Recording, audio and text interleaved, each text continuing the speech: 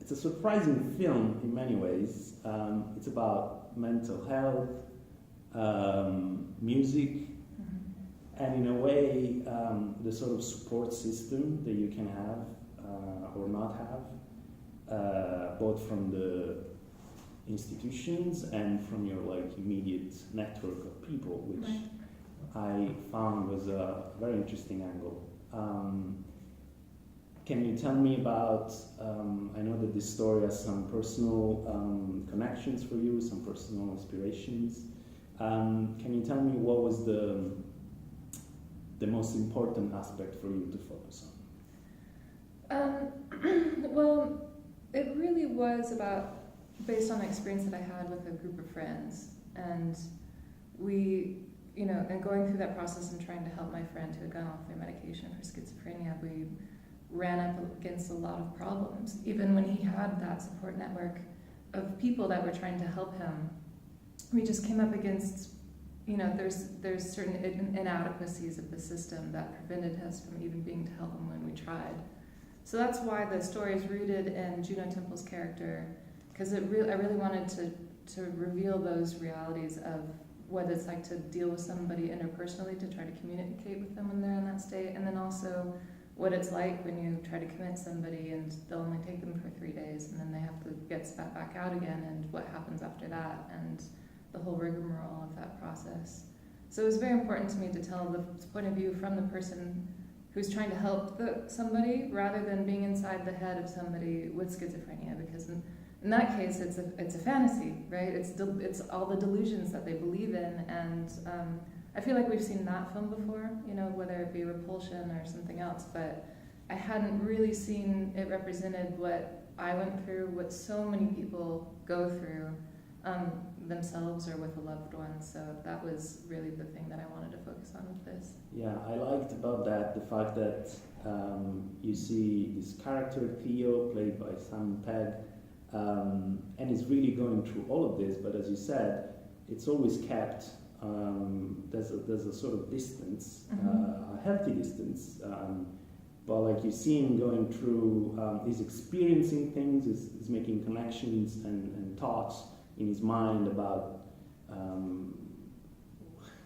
structures that are a bit out there, and what he sees and what his brain is going through, and you always shoot it as something that you only see purely the manifestation of that in his language, basically. Yeah. And that's where in another film you might have some sort of effects or something to try and that would show something that isn't real versus something. I really wanted to make it feel grounded in reality. And actually I love that our European premiere is here at the American Film Festival in Wroclaw, because Polish filmmakers and a lot of Czech New Wave filmmakers were a big influence for me making this film. And the dissenter filmmakers of the Czech New Wave and Milos Forman, who all came from documentary backgrounds when they were making films for the state, and then later, in their own films, and maybe in a censored way or maybe not, were making films that were criticizing the institution. And that was what the story is really about. It's sort of, the villain is not a person, it's really sort of the bureaucracies, of the ineffectual bureaucracies of the state. And also what I loved about those films is that they really, there was humor in it. Like in Fireman's Ball, there's tons of humor, because Milos Forman, loves to laugh at life, but he doesn't make caricatures out of his people. And that was, I found, that was the same with this film, that there's humor in the situation, terrible, though it may be, but, I didn't ever want to reduce people. So that's why those films were such a big influence on this film, and that's why in the approach to the aesthetic of the film, we took a documentary-inspired shooting style. Handheld camera, not a lot of lighting, using long takes. And the reason for that is because I really wanted to show that reality, but I also wanted to show that in Juno's journey in trying to get to understand Theo more, it kind of changes her perception of what reality could be. So in this film, rather than saying this is somebody who's mentally ill and seeing things that don't exist, that aren't really there, we're being made to see the world and reframe that reality and see that actually exists, but maybe it's slightly different than I saw it before. And so there's moments in the film when, Simon character's pointing something out that just makes you think that maybe there's something about his delusions that he's saying that could actually be true. I found that to be true with my friend, that he often would say things that felt very, like just a step shy of something that was legit quantum physics or something. So that was the decision to approach it with the aesthetic that I did. And the film is essentially a two-hander between Juno Temple and Simon Pegg, and I think the interaction is one of the strongest points in the film. I was intrigued by the fact that you start the film with it's sort of fake out in terms of it's only hinted at, but you set up this story, and there's you're just put in the middle of this. There's a beautiful party scene at the beginning, and I want to ask if your point was to try and point out those assumptions that we would make, because he seems very assured.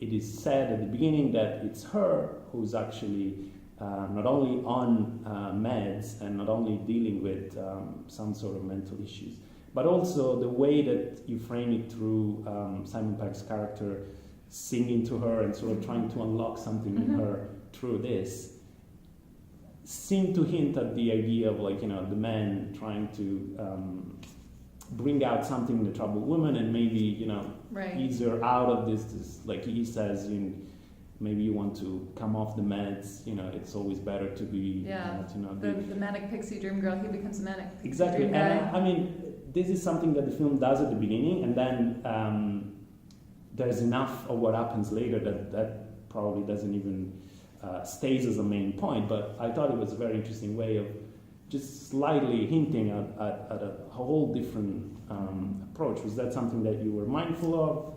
Yeah, I really wanted to introduce the audience to Simon Pegg's character before his slip, so that we got to know who he really was as a person.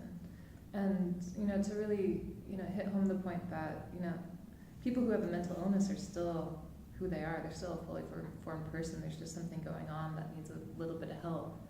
And so I really wanted to start the journey where we, fully connect to him and, as he's totally present. And then we slowly start to catch the weird things that he'll say, the slips that he'll say about there being transmissions that he can hear underneath the radio static. And as we slowly start to see him descend, and really, Simon Pegg is so great at making you really fall in love with him, because he's so lovable. He's so funny, and he's somebody that has a good heart. And the role required that. It really required a performer who could really make you want to stick with him through all that he does, trying to push you away. And yeah, that relationship between him and Juno is one that's very specific between songwriter and producer. It's one where oftentimes the producers do have to create a space where a songwriter feels safe and they can actually go into their own emotionality. So much of writing songs is about rediscovering like your really raw own emotions and bring them out in a person and help find their own voice. And so I have a lot of musician friends in LA who describe something similar, where their producers end up becoming their therapists, and these songwriting sessions end up becoming almost therapy sessions. And so it's something that's very specific, and I think that I was always aware that we were going to be kind of hedging on the idea of, are these people going to fall in love, having this connection. And I think that's something that people are right to wonder, and I think the characters wonder it themselves. But as soon as, it was always an intention that as soon as he became it clear that he was mentally ill, that it wasn't going to be that type of love story and infatuation. And that's where Juno Temple's character knows that she's, that's not a reality for this, this situation. But in a way, it's sort of she gets to show her true love that she has for him as a friend. Yeah, I like that the mental illness doesn't come into play to destroy something that was already there. Yeah. But it just kind of falls to the side because just there's something else that simply takes up that space. Yeah, love can be a different type of thing. It doesn't have to necessarily be physical or romantic. It can be the type of love that two collaborators have for each other can, you know, be more real than anything else. Mm-hmm. And as you were mentioning this, there are a few scenes in which in the recording booth where they're really incredibly well done, and it's another one of those things that in the film you sort of, as you are experiencing them, you would be forgiven for thinking that that's going to be the focal point of the movie, and okay, this is going to be a film about this artistic communion between the two, and like expressing yourself through art and music, and then all of that kind of stays there because the characters are what they are, and Simon Pegg characters still, even through the illness, expresses himself through sound, through this kind of connections, which is very nice, but you really get the sense of something that gets lost because of everything else that happens. So I thought that was a nice texture to the life story. You know, life intervenes. It is, although it is in Juno's experience and going through this with him, it does force her to kind of confront more about what is going on with her and her own relationship to her craft. You know, there's two characters in this, one who desperately needs to get back on medication, and one who just was overprescribed, you know, some antidepressants early on and has been on it, but doesn't, you know, as a crutch, but doesn't really need it. So as his trajectory is to get off, hers is to stop taking medication, his is to get back on it. I really, you know, didn't want to be didactic about any, you know, there's no right or wrong answer about whether medication is good for bad. It's, you know, it's different for everybody. But I wanted this film to demonstrate the spectrum. Much of people's reaction about this film is going to focus on Simon Pegg, who has this persona, has this career as a comedy actor, but it's interesting that, of course, this is one of those cases in which, precisely because of that, it is much more valuable to see him tackling this very different material. But he has sort of hinted at this in his career, like in his character in The World's End, even in a very in a comedy manner. But that's someone. That's the film that made me think of him. I was wondering which one of his previous roles sort of made you see that. It was that one. It was when he goes into Nick Frost's office and tells him that his mother died, and he's lying, but he does it so convincingly that he's, you know, devastated. And when I saw that moment, I just realized I wanted to see more of that from him because he was so good. Simon has such a great range, and he really knows how to deliver humor in comedies, or how to be the person that's delivering the funny lines in films that are supposed to be dramas and more real, like in Mission Impossible. He's still the real guy who's delivering lines in a not funny movie, to provide a little levity. And did you, because in the film Simon Pegg is indeed English, the character Simon Pegg is indeed English, as he is, so you kept that. And there's a thread of the film in which his relationship with London is this sort of place that is distant, and that has a meaning in the story. Was that always the thing, or him coming on board as an English actor made that viable? Well, that stuff is all really true to what had happened to me with the story has definitely become its own, and we have departed from things that that inspired it. But it was always the case that we needed to get our friend back to London because in London he had access to universal health care.